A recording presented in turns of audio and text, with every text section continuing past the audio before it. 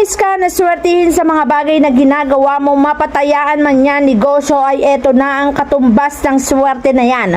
Huwag kang magpapawala nito dahil kapag inilagay mo to sa pitaka mo, mag-a-atrakto ng maraming pera, at kung daladala mo naman ito sa tayaan ay mag-a-atrakto ng pagkapanalo.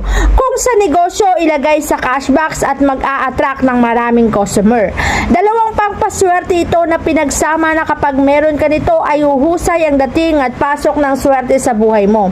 Marami nang gumamit ito at hindi naman nabigo dahil ang swerte ay pumasok sa buhay nila.